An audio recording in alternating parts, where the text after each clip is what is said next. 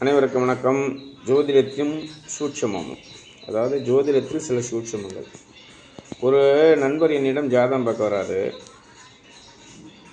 அவருக்கு கோச்சார பிரகாரம் குரு 7ல், அவர் மனைவிக்கு 2ல். நடந்து முடிஞ்ச கோச்சார பலன்லாம் நல்லா இருந்திருக்கும்,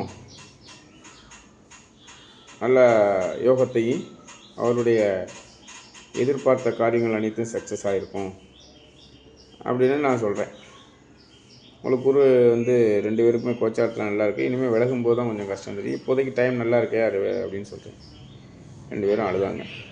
அதுக்கு பிறகு ஜாதகத்தை பிரித்து கணக்கெல்லாம் போட்டு பார்த்தா அவருக்கு 8 குடையவன் திசை 6 குடையவன் புத்தி, அந்த அம்மாவுக்கு 7 குடையவன் திசை 2 குடையவன் புத்தி.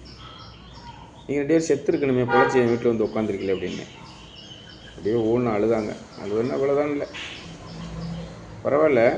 கோச்சார பலன் ஓரளவு சரியாக இருந்ததுனால, திசாபுத்தி ரொம்ப வீக்காக இருந்ததுனால கொள்ள வேண்டியதை கொள்ளாமல் தள்ளி விட்டு நிமித்தி இருக்கும் அப்படின்னு சொன்னேன்.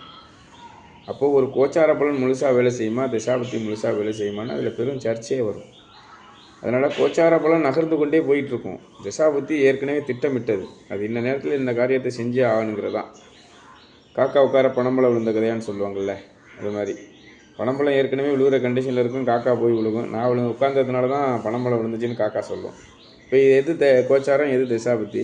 பணம்பழம் இயற்கையாக உதிர்ந்து விழுக வேண்டிய டைம் வந்துருச்சு, அது திசாபுத்தி. ஆனால் காக்கா போய் உட்கார்ந்தது கோச்சாரம். அதே மாதிரி தான் கோச்சாரத்தில் மனித வாழ்க்கையில் குரு பயிற்சி, சனி பயிற்சி, ராகு எது பயிற்சி, இவை எல்லாமே எந்தெந்த இடத்துல இருந்தால் நன்மை, எந்தெந்த இடத்துல இருந்தால் தீமைன்னு எல்லோரும் அறிஞ்சு தெரிஞ்சிருந்தாலும் திசாபுத்தி பலனை மிக முக்கியமாக கவனிக்க வேண்டியிருக்குங்கிறதுக்காக இந்த பதிவை நான் போடுறேன்.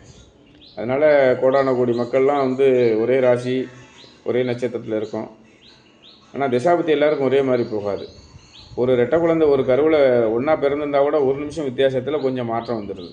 ஆக திசாபுத்தி மட்டும் இத்தனை கோடி மக்களுக்கும் ஒரே மாதிரி போகாது.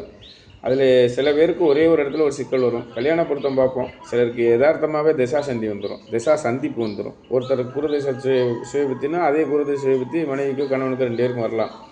வந்தால் கூட நாங்கள் இணைக்கிறவங்க ஜோசியக்காரங்க அதெல்லாம் திசா சந்திப்பு வரும்போது இணைக்கக்கூடாதுன்னு சொல்கிறது உண்டு. இருந்தாலும் வெவ்வேறு லக்கணமாக இருந்து, வெவ்வேறு நட்சத்திரமாக இருந்து, வெவ்வேறு ராசியாக இருக்கும்போது அதில் மாறுபாடு வந்துடும். எந்தெந்த இடத்துல அந்த கிரக அமைப்பு இருக்கோ அதன்படியே அது நடக்கும். அதனால் இந்த சூட்சமாக என்ன அப்படின்னா, வெறும் கோச்சாரத்தில் ராகு அது சனிப்பயிற்சி இவைகளை மட்டுமே நமக்கு அதை பண்ணுது இதை பண்ணுதுன்னா சொல்லி செட் ஆகிட்டீங்க. நம்மளாம் செட் ஆகிட்டோம், மெயின் செட் ஆகிட்டோம். என்கிட்ட ஒருத்தர் சொல்லுவார், நான் அந்த 7ல் அவ்வளோ பாடுபட்டேன் பார், அஷ்டமத்து ஜனில் அவ்வளோ குதிச்சேன் பார். அப்படிலாம் கிடையாது. நீ கருவில் உருவாகும்போது, உனது தாய் தந்தை சேரும்போது அங்கே உருவாக்கப்பட்ட நேரம் நீ வெளிவந்த பிறகு ஜாதகமாக மாறும். அதனுடைய கணிதவியல், கிரக அமைப்புகள், சஞ்சாரங்கள், நம்மளுடைய ஊழ்வினை அங்கே அழகாக லக்கணமாக பாவித்து, ராசி நட்சத்திரமாக பாவித்து 9 கிரகங்கள் அப்போது அந்த இடத்துலேருந்து அந்தந்த வேலையை அழகாக செய்யும். அதனால் ஜோதிடம் என்பது மிகப்பெரிய சூட்சுமம் அடங்கிய விஷயம். பிறகு சந்திப்போம். நன்றி, வணக்கம்.